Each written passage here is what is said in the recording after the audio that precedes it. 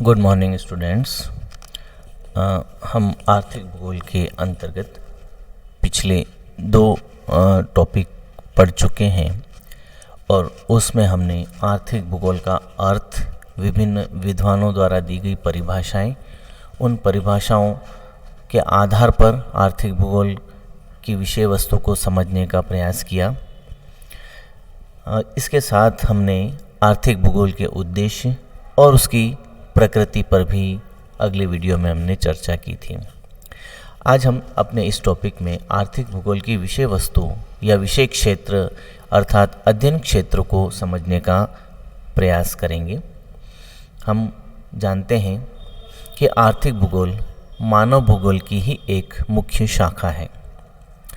इसमें धरातल पर मानव की विभिन्न आर्थिक क्रियाओं में एक स्थान से दूसरे स्थान पर पाई जाने वाली विभिन्नताओं का अध्ययन किया जाता है। अर्थात आर्थिक भूगोल में भिन्न भिन्न प्रकार की आर्थिक क्रियाओं के वितरण प्रतिरूप और उन कारकों व प्रक्रमों का अध्ययन किया जाता है जो धरातल पर इन प्रतिरूपों की क्षेत्रीय विभिन्नता को प्रभावित करते हैं। आर्थिक भूगोल में विभिन्न आर्थिक पक्ष एवं संगठन का अध्ययन सम्मिलित है। तो आपको इसमें एक विशेष बात ध्यान में रखनी है कि विश्व के विभिन्न भागों में एक स्थान से दूसरे स्थान पर आर्थिक क्रियाओं की जो भिन्नताएं हैं, उन भिन्नताओं का, उन आर्थिक क्रियाओं के वितरण प्रतिरूपों का और उनके कारकों और प्रक्रमों का अध्ययन किया जाता है।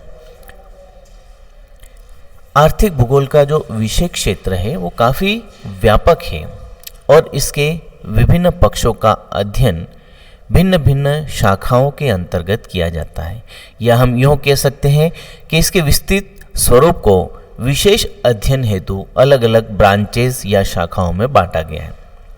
ये सभी शाखाएं अलग अलग आर्थिक गतिविधियों और उनसे संबंधित समस्याओं का विस्तृत और गहन अध्ययन प्रस्तुत करती हैं। एक विद्वान हैं एल्सवर्थ हंटिंगटन, वो कहते हैं कि आर्थिक भूगोल उन सभी प्रकार के पदार्थों, संसाधनों, क्रियाओं, संस्थाओं, प्रथाओं, क्षमताओं एवं योग्यताओं का अध्ययन करता है जो आजीविका प्राप्त करने हेतु किसी कार्य में योगदान देती है। कृषि, व्यापार आदि आजीविका के प्रमुख साधन हैं। विश्व के संसाधनों का दोहन, वितरण और प्रसंस्करण तथा उनके उपयोग का अध्ययन करना ही आर्थिक भूगोल का उद्देश्य है। मतलब जो भी प्रकृति ने हमें संसाधन दिए हैं, उन संसाधनों को प्राप्त कर उनके स्वरूप को परिवर्तित कर उन्हें और अधिक उपयोगी बनाया जाता है। तो इन सभी प्रक्रियाओं का अध्ययन हम आर्थिक भूगोल में करते हैं। आर्थिक भूगोल के कार्य क्षेत्र में संसाधन का दोहन, पर्यावरण द्वारा निर्धारित सीमाएं प्रमुख हैं। आर्थिक भूगोल में इस बात का वर्णन किया जाता है कि कुछ प्रदेश किन्हीं वस्तुओं के उत्पादन और निर्यात में अग्रणी हैं तथा अन्य प्रदेश उन वस्तुओं के आयात एवं उपभोग में दक्ष होते हैं। तो किसी स्थान पर उत्पादन क्यों अधिक है या क्यों कम है, और अगर अधिक उत्पादन है तो कहाँ से, किस तरह से उत्पादन को निर्यात किया जाता है। तो इन सभी चीज़ों का हम अध्ययन आर्थिक भूगोल के विषय वस्तु में करते हैं। आर्थिक भूगोल मानव की आर्थिक क्रियाओं पर वातावरण के या पर्यावरण के प्रभाव का अध्ययन है। तो हम ये कह सकते हैं कि मानव की विभिन्न आर्थिक क्रियाओं पर वातावरण किस तरह से प्रभाव डालता है, उसका अध्ययन आर्थिक भूगोल की विषय वस्तु है। आर्थिक भूगोल के अध्ययन क्षेत्र में धरातल पर आर्थिक क्रियाओं के वितरण, विभिन्न प्रतिरूपों की क्षेत्रीय विभिन्नताओं को प्रभावित करने वाले कारकों का अध्ययन होता है। एक तो नंबर 1 आपको ध्यान रखना है आर्थिक क्रियाओं का वितरण, नंबर 2 उससे बनने वाले अलग अलग प्रतिरूप और क्षेत्रीय विभिन्नताएं और इन विभिन्नताओं को प्रभावित करने वाले कारकों का अध्ययन सम्मिलित है। मानव की आर्थिक क्रियाएं धन के उत्पादन, विनिमय और उपभोग से संबंधित हैं।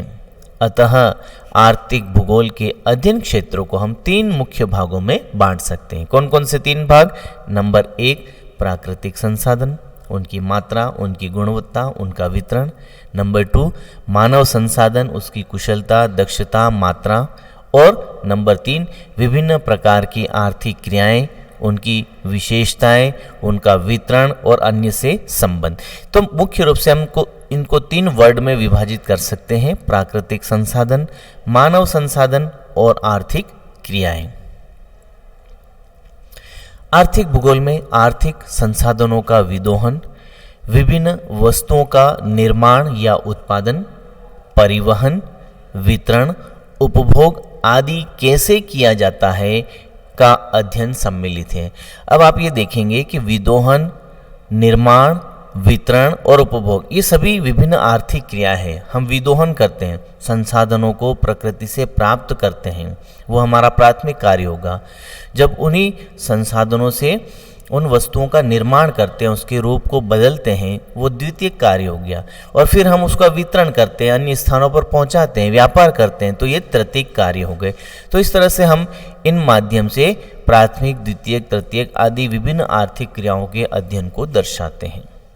धरातल पर आर्थिक क्रियाओं और प्राकृतिक संसाधनों का कब, कहाँ, कैसे उपयोग किया जाता है, कैसे की जाती है आदि का विश्लेषण आर्थिक भूगोल के विषय क्षेत्र में सम्मिलित है। विश्व के अलग अलग भागों की आर्थिक गतिविधियों और उसके विभिन्न स्वरूपों का अध्ययन इसमें सम्मिलित है। आर्थिक गतिविधियों पर प्राकृतिक प्रभाव या वातावरण के प्रभाव का भी विश्लेषण किया जाता है। इस प्रकार आर्थिक भूगोल के अध्ययन क्षेत्र को हम इन 3 भागों में बांट सकते हैं, जो अभी मैंने पहले भी बताए थे: प्राकृतिक संसाधन एवं उनका मूल्यांकन, मानवीय संसाधन एवं उनका मात्राकरण और आकलन, अर्थात मानवीय संसाधनों की मात्रा क्या है, उन सभी पहलुओं का आकलन करना, और आर्थिक क्रियाओं का क्षेत्रीय अध्ययन, क्षेत्र के अनुसार भिन्न भिन्न आर्थिक क्रियाओं का अध्ययन। इन 3 भागों में इसके विषय क्षेत्रों को हम बांट सकते हैं। तो अंत में हम ये बता सकते हैं कि आर्थिक भूगोल के अध्ययन क्षेत्र में निम्न प्रमुख बिंदु सम्मिलित हैं। कौन कौन से? आर्थिक क्रियाओं का वितरण और उसका अध्ययन, प्राकृतिक संसाधनों का मूल्यांकन और मात्राकरण। मूल्यांकन मतलब अलग अलग क्षेत्र के संसाधनों को पहचानना, किस मात्रा में है, किस स्थिति में है, कैसे प्राप्त किया जाए, कैसे उपयोग में लाया जाए। अर्थतंत्र का वातावरण से संबंध, प्रदेश विशेष में किस तरह का अर्थतंत्र है और उसका उस क्षेत्र के पर्यावरण से, वातावरण से क्या संबंध है। स्थानिक विशेषताओं का अध्ययन, स्थान विशेष में आर्थिक तंत्र से संबंधित, आर्थिक क्रियाओं से संबंधित क्या विशेषता हैं उनका अध्ययन, और मानवीय संसाधनों का विस्तृत अध्ययन और उसकी भावी संभावनाएं कि किस तरह से आगे और संभावनाएं बनती हैं, इन सभी का विस्तृत विश्लेषण अध्ययन आर्थिक भूगोल के विषय क्षेत्र में सम्मिलित है। तो छात्रों, ये था हमारा आर्थिक भूगोल का विषय क्षेत्र। इसे मैं यहाँ समाप्त करता हूँ और अगले टॉपिक में हम आर्थिक भूगोल से संबंधित अन्य पहलुओं पर चर्चा करेंगे। तब तक के लिए धन्यवाद।